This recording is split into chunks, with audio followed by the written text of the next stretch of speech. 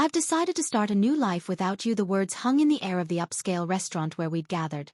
To celebrate my daughter's college graduation, Gregory, my husband of 28 years, stood with his champagne glass still raised, his announcement displacing the toast he was supposed to be making. To Amelia's achievements the clinking of silverware ceased, conversations halted. Mid-sentence 50 pairs of eyes darted between Gregory and me, waiting for my reaction, for the tears, the shouting, the dramatic exit everyone expected. Instead I smiled. Congratulations on your honesty. My name is Bianca Caldwell. I am 54 years old, and until this moment I had been playing the role of the devoted wife and mother perfectly. I put my own career aspirations on hold to support Gregory through 3 business ventures, 2 career changes, and countless finding himself phases. I raised our brilliant daughter Amelia, who sat beside me now, her graduation cap still perched on her head, her expression frozen in horror.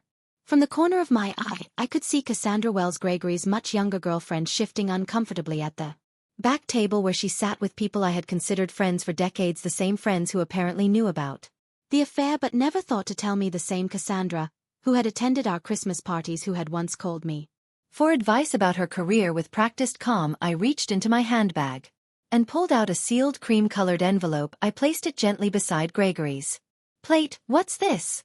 he asked, his triumphant expression faltering. "Something for you to read later," I replied, keeping my voice steady. I turned to Amelia, whose face had gone pale. I kissed her cheek. "I am so proud of you, sweetheart. This day is still about your accomplishment." Then I smoothed my dress and addressed our stunned guests. "Please enjoy your meal. I wish you all a lovely afternoon." With that I walked out of the restaurant, my head held high, feeling 50 pairs of eyes following me. The heavy door swung shut behind me, cutting off the beginning of anxious murmurs outside. The Augusta summer heat hit me like a wall, but I welcomed it. For the first time in years I could breathe freely. Behind me I heard the restaurant door open and slam shut, followed by Gregory's voice, no longer confident but high-pitched and frantic. "Bianca, what the hell is this? What have you done?" I kept walking, allowing myself a small smile. The envelope I'd handed him contained the beginning of my revenge, one I'd been meticulously planning for months. I had always been the practical one in our marriage. While Gregory dreamed big and took risks, I maintained the stability our family needed. I was the one who saved for Amelia's education when Gregory invested unwisely in his friend's restaurant venture. I was the one who worked extra hours as a finance manager at Trevanta Corp when his midlife crisis led him to quit his stable position to follow his passion, selling handcrafted furniture, a passion that lasted approximately 6 months before he grew bored. My own dreams, opening a financial consultancy for women, were perpetually on hold. After Amelia graduates, I told myself, after Gregory finds stability. 3 months ago I noticed discrepancies in our joint accounts, small transfers to an account I didn't recognize, having spent 20 years managing our family finances. These irregularities stood out like red flags. I could have confronted Gregory immediately, but something held me back. Perhaps it was intuition, or perhaps it was the growing distance between us over the past year. Instead I began quietly investigating. What I discovered was worse than I imagined. Gregory had been systematically moving funds to a separate account for over a year. He had also been taking Cassandra to expensive restaurants, purchasing jewelry, and looking at beachfront property, all while telling me we needed to tighten our belts for retirement. Then came the text messages I discovered when Gregory left his phone. Unlocked messages about their new life together, messages about how he was finally breaking free, messages about their plans for the day after Amelia's graduation, the day he had chosen to make his grand exit from our marriage. What Gregory had forgotten, or perhaps never fully grasped, was that I had been a financial professional for 30 years. I understood money trails, I knew how to trace assets. And most importantly, I remembered the prenuptial agreement we had signed 28 years ago when I had more family money than he did. The agreement he had insisted upon, ironically, to protect his future earnings, contained a fidelity clause that would prove to be his undoing. While Gregory plotted his escape with Cassandra, I was building my case. I consulted with attorneys, I documented every hidden transfer, I gathered evidence of their affair, I prepared divorce papers, I timed everything perfectly, knowing Gregory would want to wait until after Amelia's graduation to avoid ruining her big day. What he didn't expect was that I would serve the divorce papers the morning of the graduation before his planned announcement, but with the papers still safely hidden in court records not yet accessible to him. What Gregory didn't know was that I was always 3 steps ahead. I didn't return to the restaurant. Instead I drove to our home, a spacious colonial in Augusta's historic district. That we had purchased 15 years ago the house that Gregory had already promised to Cassandra according to text messages. That he didn't realize I had seen. I parked in the driveway and calmly entered what had been our shared space for over a decade. Everything looked the same: the family photos on the walls, the antique grandfather clock that had been my father's, the worn leather couch where Gregory and I had once dreamed of our future together. Yet everything had changed. I went upstairs to the master bedroom and opened the closet. Gregory's clothing was already packed in suitcases hidden in the back, ready for his planned departure tomorrow. I smiled at his predictability. He had always been meticulous about clothing but careless about the important things. My phone buzzed incessantly with messages from friends at the restaurant. From Amelia, even from Gregory's sister Diana, who had flown in for the graduation. I responded only to my daughter, "I'm okay, this isn't your burden to carry. Enjoy your graduation day, we'll talk tonight, I love you." I had protected Amelia from the truth for months, not wanting to overshadow her final semester with family drama. She would be angry that I hadn't told her, but I knew she would understand eventually. Amelia had inherited my practicality along with her father's charisma, a powerful combination that had helped her graduate with honors. 3 hours later I heard Gregory's car in the driveway. The front door slammed open. "Bianca!" he shouted, his voice echoing through the house. "Where are you?" I was sitting in the living room calmly reviewing documents on my laptop. I closed it as he stormed in, his face flushed with anger, the envelope clutched in his hand. "What is the meaning of this?" he demanded, waving the papers. "You served me with divorce papers today of all days. I thought it aligned nicely with your plans," I replied calmly. "You wanted to start your new life. I'm simply helping facilitate the transition you had no right to." "I had every right," I interrupted, my voice steady. "Just as you had every right to choose Cassandra. We all make choices, Gregory. The prenup expired years ago," he said, his voice suddenly smug. "Any lawyer will tell you that I allowed myself a small smile. Actually, it didn't. Section 12 specifically states that the fidelity clause remains in effect for the duration of the marriage. Your lawyer should have explained that to you." "Oh, wait, you didn't consult one, did you?" The color drained from his face as reality sank in. The prenup he had insisted upon to protect his potential wealth would now cost him everything: the house, the vacation property in Savannah, his portion of our retirement accounts. His grand gesture at the restaurant had just become the most expensive announcement of his life. "You can't do this to me," Gregory said, collapsing onto the couch. "We built this life together and you chose to end it," I replied, "though not in the way you planned." Gregory's phone buzzed persistently in his pocket. He glanced at it, then ignored it. Cassandra, no doubt wondering where he was and why he wasn't following their carefully orchestrated plan. "You've always been calculating, Bianca, but this is cold," he said, trying a different approach. "What about our history? 28 years together means nothing." I studied him, this man I had loved for nearly 3 decades, the man who had held my hand through 2 miscarriages before we had Amelia, the man who had once surprised me with a weekend trip to Charleston for our 10th anniversary. When had he changed, or had he always been this person, and I had been too devoted to notice? Our history meant everything to me, I answered truthfully. "That's why your betrayal hurt so deeply." His expression softened momentarily, perhaps seeing an opening. "Then maybe we can fix this. I made a mistake. People make mistakes. This wasn't a mistake, Gregory. This was a calculated plan spanning more than a year. You systematically moved our money. You looked at property with her. You planned to announce our separation publicly to humiliate me." His face hardened again. "You're exaggerating." "Am I?" I picked up my phone, opened the recording app and played his own voice. "After the graduation, I'll tell her it's over. A public setting is better. She won't make a scene in front of everyone." Then Cassandra's voice, "And she has no idea about the money." Gregory again, "None. Bianca trusts me completely. That's her weakness." The blood drained from his face. "You recorded our conversations. That's illegal." "Not in Georgia. When one party consents," I responded, "and not when it's in your own home." "I didn't record your private moments with Cassandra." "I'm not cruel, just the conversations about your plans to defraud me." Gregory stood suddenly agitated. "I need to make some calls." "Of course," I said. "Your attorney might be a good start. I'll be staying at Diana's tonight." "Diana's?" he sputtered. "My sister's house." I nodded. "She's quite upset with you. Actually, she was the one who first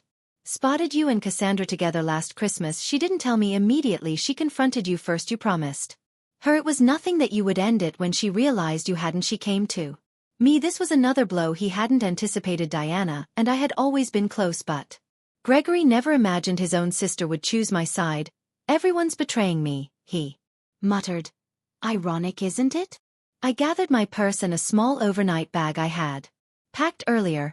You have until tomorrow evening to remove your things from the house. After that the locks will be changed. As I headed toward the door, Gregory called after me, desperation in his voice. What about Amelia? Have you thought about how this affects her? I paused, anger finally breaking through my calm facade. Don't you dare use our daughter as a shield, Gregory. You certainly weren't thinking about her when you were planning your new beachfront life with Cassandra. His phone buzzed again. This time he looked at it and groaned. Problem? I asked. Cassandra is at the apartment already. She's moved her things in. I couldn't help but smile. The apartment you put in both your names, the lease you signed last month? Gregory nodded, looking confused. You might want to check with the leasing office. That application was flagged for credit issues and never completed. The agent called our home phone to verify information. I handled it myself. I walked out the door, leaving Gregory to face the first of many consequences. His perfectly planned new life was unraveling faster than he could process. Diana lived in a charming bungalow across town, close to the university where she taught literature. When I arrived, she greeted me with a fierce hug. I just heard from Amelia, she said, pulling me inside. Are you okay? I'm better than I expected, I admitted, following her to the kitchen where a bottle of wine was already open. I never thought Gregory would make such a spectacle, Diana said, pouring 2 glasses the restaurant in front of everyone. He's lost his mind. It was meant to humiliate me, I explained, accepting the glass a public rejection so I couldn't fight back without looking hysterical. Diana's face darkened. My brother always did have a flair for drama, but this is beyond anything I expected from him. We settled in her sunroom surrounded by potted plants and bookshelves. Diana had never married, preferring her independence and academic pursuits over the years. I had sometimes envied her freedom. What did you put in that envelope that made him so upset? She asked. I explained the contents: the divorce filing, the evidence of his financial deception, and most importantly the prenuptial agreement that would leave him with far less than he had planned. The prenup? Diana amused. I remember when he insisted on it. Father had just given him that money for his first business and he was so worried about protecting it. She laughed bitterly. The irony is delicious. My phone rang. Amelia. I took a deep breath before answering. Mom, she said immediately, her voice strained. I'm coming over to Aunt Diana's. Honey, you don't have to. I'm already on my way, she interrupted. Dad is telling everyone you've lost your mind, that you've been planning this for months. He's saying horrible things. Of course he was. Gregory always rewrote narratives to cast himself as the victim. Let him talk, I said. The truth will become clear soon enough. 20 minutes later, Amelia arrived. Still in her graduation dress but with her makeup smudged from crying. She fell into my arms like she used to as a child after a nightmare. Why didn't you tell me? She asked, her voice muffled against my shoulder. I didn't want to ruin your final semester, I explained. You worked so hard for this day. She pulled back, wiping her eyes. Well, Dad took care of ruining it anyway. We moved to Diana's living room where Amelia finally got the full story. How I had discovered the affair, the financial deceptions, and the plans Gregory and Cassandra had made. I knew something was off with Dad. Amelia admitted he's been different, distracted, always on his phone, but I never imagined none of us want to see these things in people we love, Diana said gently. My phone buzzed with a text message from Philip Anderson, my attorney. The emergency filing had been approved. The accounts I had identified were frozen pending the divorce proceedings. Gregory now had limited access to funds, enough for living expenses but not enough to follow through on the property purchases he had planned with Cassandra. I showed the message to Diana. And Amelia? Good, Amelia said firmly. He deserves it. My daughter's loyalty warmed me, but I wasn't naive. He's still your father, I reminded her. Your relationship with him is separate from what's happening between us. Amelia shook her head. Maybe someday, but right now I can't even look at him. He hugged me this morning and told me how proud he was, all while planning to blow up our family. Hours later the doorbell rang, interrupting our conversation. Diana went to answer it, returning moments later with a troubled expression. It's Gregory, she said, and he's not alone. I steeled myself as Diana led Gregory and Cassandra into the living room. Cassandra looked uncomfortable, shifting her weight from one foot to the other, her eyes darting around the room. She was 37. Not exactly a trophy wife, but still 17 years my junior, with shoulder-length blonde hair and the kind of confidence that comes from never having faced real hardship. Gregory, by contrast, looked furious. His earlier desperation had hardened into anger. Bianca, you need to stop this insanity, he demanded. Unfreeze the accounts. We can discuss this like reasonable adults. Amelia stood up, placing herself slightly in front of me. Maybe you should have tried being reasonable before announcing to everyone that you were leaving, Mom. Gregory's eyes widened as if just noticing our daughter Amelia. This doesn't involve you. Doesn't involve me? She echoed incredulously. You blew up our family on my graduation day and it doesn't involve me. Cassandra touched Gregory's arm. Greg, maybe we should go. He shook her off. No, I'm not leaving until Bianca agrees to be rational about this. Diana folded her arms. My sister-in-law seems to be the only rational person in this scenario. You're the one who created this mess, Gregory. I remained seated watching the drama unfold. For years I had been the peacemaker, the one who smoothed over conflicts and kept everyone happy. That role was exhausting and I had finally set it down. The accounts will remain frozen until the preliminary hearing, I said calmly. That's in 3 days. The judge will determine appropriate asset division at that time. 3 days, Gregory sputtered. What am I supposed to do for 3 days? You have your personal account, I reminded him, the one you've been funneling money into for the past year. That should be sufficient. Cassandra's head whipped toward Gregory. You have a separate account with how much in it? An interesting dynamic was emerging. Clearly Gregory hadn't been entirely forthcoming with Cassandra either. Gregory ignored her question. This is vindictive, Bianca. This isn't like you. Perhaps you never really knew me, I replied, just as I apparently never really knew you. Amelia turned to Cassandra. Did you know he was going to announce it like that at my graduation celebration? Cassandra had the decency to look ashamed. I thought he was going to talk to your mother privately. The announcement today was unexpected. Gregory shot her a betrayed look. Cracks were already forming in their united front. I think you both should leave, Diana said firmly. You've upset Amelia enough for one day. Amelia, Gregory pleaded, you understand that relationships change, don't you? Sometimes people grow apart. My daughter's face hardened in a way I had never seen before. What I understand is that you're a coward who couldn't even give Mom the dignity of a private conversation. What I understand is that you were stealing from our family while I was working 2 jobs to help pay for my textbooks because you said money was tight. Gregory palled. That's not how it was. It's exactly how it was. Amelia cut him off. Please leave, Dad. I can't look at you right now. The silence that followed was deafening. Finally Gregory turned to go, Cassandra trailing behind him at the door. He paused and looked back at me. This isn't over, Bianca. I'll fight you on this. I met his gaze steadily. You're welcome to try. After they left, Amelia collapsed next to me on the sofa, tears streaming down her face. I've never talked to Dad like that. I wrapped my arm around her shoulder. Sometimes standing up for what's right is painful. Diana brought us fresh glasses of wine to new beginnings, she said, raising her glass. Indeed, I thought this ending was just the beginning of something new. The preliminary hearing took place in a small courtroom on a rainy Tuesday morning. I arrived with my attorney, Philip, while Gregory came with a lawyer. He had hastily retained a young associate from a firm that specialized in corporate law, not family matters. Gregory's poor choice of representation was yet another consequence of his rushed planning. The judge, an older woman with sharp eyes and no patience for dramatics, reviewed the prenuptial agreement carefully. This document appears to be in order, she said, looking over her reading glasses at Gregory's attorney. Do you contest its validity? The young lawyer cleared his throat. Your Honor, we believe the agreement has expired due to the length of time that has passed. Section 18 clearly states that the duration is for the term of the marriage plus any legal proceedings resulting from its dissolution. The judge read aloud. There is no expiration date indicated. Gregory leaned forward to whisper urgently to his lawyer, who looked increasingly uncomfortable. Furthermore, the judge continued, the evidence of systematic fund transfers appears to violate the financial disclosure requirements in Section 23.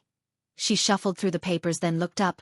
I am ruling to maintain the freeze on joint accounts pending full financial discovery. Mr. Caldwell's personal account will remain accessible to him. The family home will remain in Mrs. Caldwell's possession during proceedings as stipulated in the prenuptial agreement's infidelity clause. Gregory's face flushed.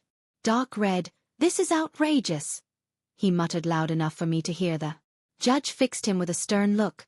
Mr. Cold, well, I suggest you review the agreement you signed more carefully. This court will reconvene in 30 days for the full hearing after discovery is complete.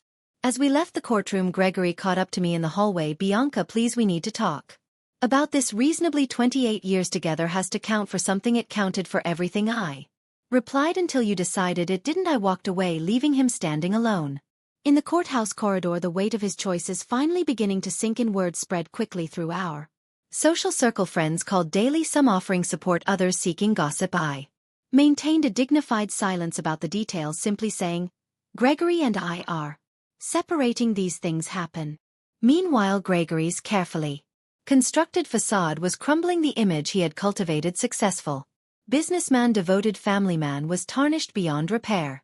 The financial freeze meant he couldn't follow through on promises made to Cassandra. The beachfront property they had been planning to purchase fell through. The luxury car he had put a deposit on had to be cancelled. 2 weeks after the hearing, Diana called me, her voice tinged with amusement. "Have you heard the latest? Cassandra moved out already." I wasn't entirely surprised, but the speed was impressive. Apparently she discovered that Gregory's business isn't doing as well as he claimed. The substantial savings he talked about don't exist. She told her friend Jennifer that she didn't sign up to date a man with financial problems. I couldn't help but laugh. He always was good at creating illusions. Meanwhile, I was rebuilding. The financial security I had always maintained separate from our joint accounts gave me freedom Gregory hadn't anticipated. I rented a small office space downtown and began setting up the consultancy I had dreamed about for years. My first clients were 2 women going through divorces of their own. Word of mouth brought more. I specialized in helping women understand their finances during major life transitions, divorces, widowhood, career changes. The work was immediately fulfilling in a way my corporate job never had been. Amelia, who had accepted a job with a marketing firm in Charleston, called me regularly.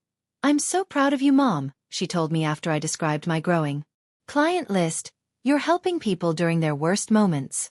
"I'm just doing what I wish someone had done for me earlier," I replied, "preparing women for whatever might come." Being needed for my expertise rather than my caregiving was a novel and empowering experience. Word count 300. The final divorce hearing fell on what would have been our 29th anniversary, a fitting end to a chapter of my life that had lasted nearly 3 decades. Gregory arrived looking haggard. I later learned that his business was struggling without my financial support and guidance. Cassandra was long gone, already dating a real estate developer from Savannah. Most of our mutual friends had distanced themselves from him after learning the full story of his deception. The judge upheld the prenuptial agreement in its entirety. Gregory left with his personal possessions, his struggling business, and the money in his private account, which after paying his attorney was barely enough to secure a small apartment. I retained our home, my retirement accounts, and 70% of our joint investments, exactly as the prenuptial agreement stipulated. In cases of infidelity, the justice was poetic. The very document Gregory had insisted upon to protect himself had become his downfall.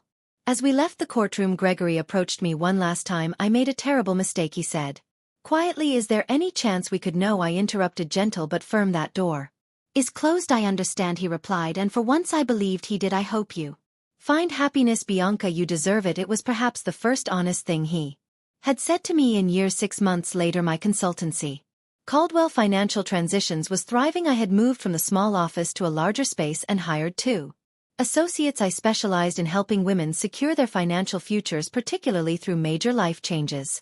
Amelia visited, often proud of what I had built. "You know what's ironic?" she said during one visit. "If Dad had just been honest from the beginning, he might have kept half of everything. Sometimes people can't see beyond what they want in the moment," I replied. The woman who had once defined herself as Gregory's wife and Amelia's mother had discovered a new identity.